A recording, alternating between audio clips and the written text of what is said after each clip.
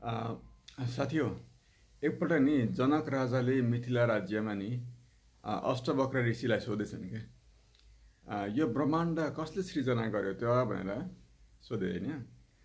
अनि के भनेर भन्छन् भन्दाखेरि चाहिँ कसैले भन्छन् भगवानले ब्रह्माण्डको सृजना गरे होइन। कसैले भन्छन् फिलोसफरहरू भन्छन् चाहिँ अब लज अफ युनिभर्सले गर्दाखेरि ब्रह्माण्डको सृजना भएको भनेर भन्छन् होइन।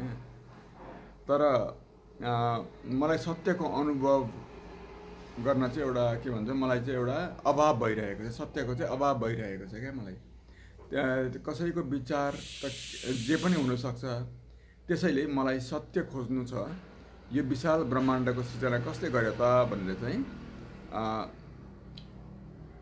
ऋषिले चाहिँ मतलब जनक राजाले चाहिँ अष्टवक्र ऋषिलाई सोध्छन् क्या।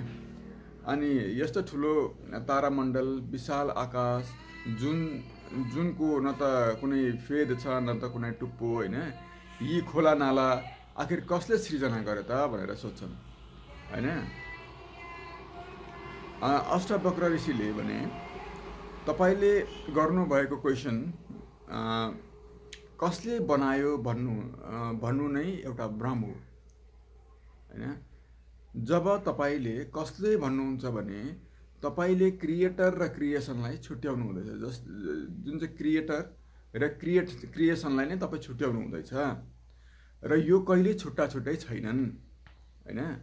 यहाँ सृजना गर्ने जे सृजना गरियो, यहाँ सृजना गर्ने र जे सृजना गरियो त्यो जहिले एकै हुन्।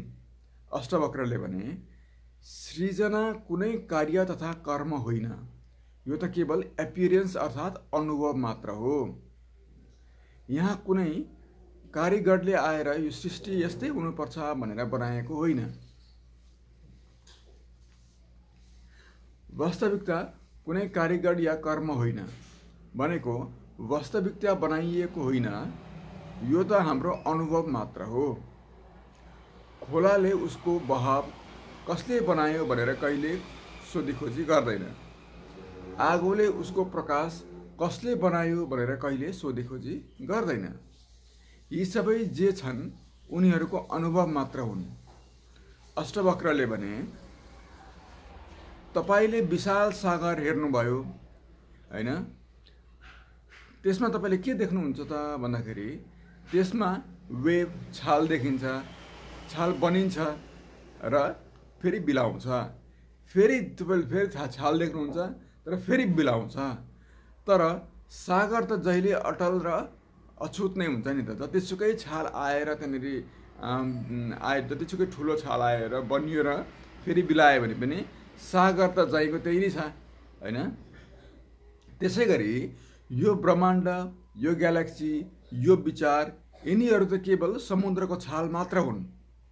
वास्तविक समुद्र त कन्सियसनेस हो, जसमा हजारौं लाखौं छाल एक क्षणमा बनिन्छन् र अर्को क्षणमा बिलाउँछन्। जसमा जे सृजना भयो र जसले सृजना गर्यो ती दुई कहिल्यै होइनन्, तर एउटै कन्टिन्युअस प्रोसेस मात्र हो। जनकले बिस्तारै भने, उनलाई अब कन्फ्युजनमा भने उनले त्यसो भए त कुनै कार्य कहिले थालियो त, कहिले थालिएन, बिगिनिङ छैन त कुनै कार्यको भनेर उनले आफूले एउटा प्रश्न गरे। उनी अन्यलमा थिए के हो भन्ने कुरा बुझ्नका लागि। अष्टवक्रले सुने र अष्टवक्रले भने बिगिनिङ र एन्ड, थाल्ने र सम्पन्न हुने जुन चाहिँ एउटा गतिविधि छ गर्ने भन्ने विचार मात्र हो, विचार मात्रमा सीमित छ।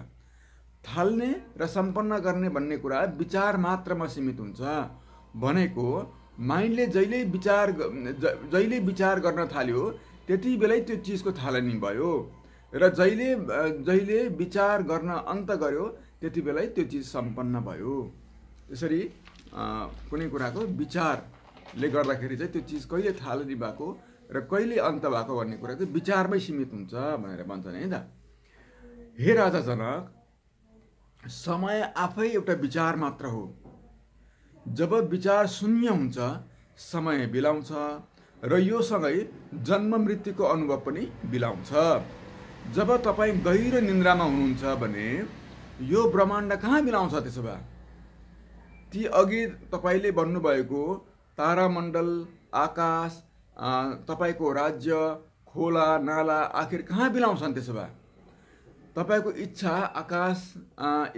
आकांक्षा कहाँ बिलाउँछन् त्यसो भए? ती सबै बिलाउँछन्, तर तपाईँ रहनुहुन्छ। बुझ्नु भएन? ती सबै बिलाएर जान्छन्, तर के रहन्छ त भन्दाखेरि तपाईँ चाहिँ रहनुहुन्छ नि त। बुझ्नु भएन? जब तपाईँको विचारहरू बिलाउँदै जान्छन्, तपाईँले देख्नुभएको सबै आकाश, तारामण्डल, खोला, नाला, तपाईँको राज्य, तपाईँको अनुभव सबै बिलाएर जान्छ, तर के चाहिँ रहन्छ भन्दाखेरि चाहिँ तपाईँ चाहिँ रहनुहुन्छ नि त, होइन? सबै बिलाएर गए पनि त्यो शान्त अनुभव, त्यो स्रोत या कुनै आकार भनौँ या रहस्य भनौँ, होइन, त्यो नै एउटा कन्सियसनेस हो, त्यो नै एउटा दैविक चेतना हो भनेर अष्टवक्रले भन्छन्। जनकले फेरि सोधे, त सबै एउटा कन्सियसनेस हो भने मैले देखेको मेरो अगाडिको संसार चाहिँ के हो त त्यसो भए भनेर सोधे। अष्टवक्रले हाँस्दै भने, यो संसार त केवल ऐनाको प्रतिबिम्ब मात्र हो, यो कुनै सृष्टि होइन। जसरी चन्द्रमालाई पानीमा हेऱ्यो भने चन्द्रमा देखिन्छ, चन्द्रमाको अनुभव पनि हुन्छ, तर चन्द्रमा नाच्छन् पनि त्यहाँनेरि, है त? किनभने पानी हल्लियो भने त चन्द्रमा नाच्छन् पनि, तर विलिन पनि हुन्छन्। चन्द्रमा तालको पानीमा पसेका त हुँदैनन्, तर चन्द्रमाको प्रतिबिम्ब तालमा देखिन्छ, होइन? चन्द्रमा आफै नपसे पनि त्यसको प्रतिबिम्ब त देखियो नि त, होइन त? त्यसै गरी तपाईँले जे देख्नुहुन्छ त्यो तपाईँले गरेको अनुभवको रिफ्लेक्सन मात्र हो। रिफ्लेक्सन अर्थात् प्रतिबिम्ब मात्र हो। चेतना अथवा कन्सियसनेस बिना न यो संसार छ, न तपाईँ, न तपाईँको प्रश्न। त्यसैले ज्ञानी पुरुषले कसले बनायो या सृजना गर्यो भनेर सोध्दैनन्। ज्ञानी पुरुषले त केवल कसले अनुभव गर्दैछ भनेर खोज तलासी गर्छन्। र त्यसैले जुन तपाईँले अनुभव गर्ने व्यक्तित्व जान्ने बित्तिकै जस्तै तपाईँले जे अनुभव गर्नुहुन्छ त्यो अनुभव गर्ने व्यक्तित्व को हो भन्ने जान्ने बित्तिकै त्यो सिन तपाईँले जे अनुभव गर्नु हुँदै थियो त्यो पनि स्वतः बिलाएर जान्छ।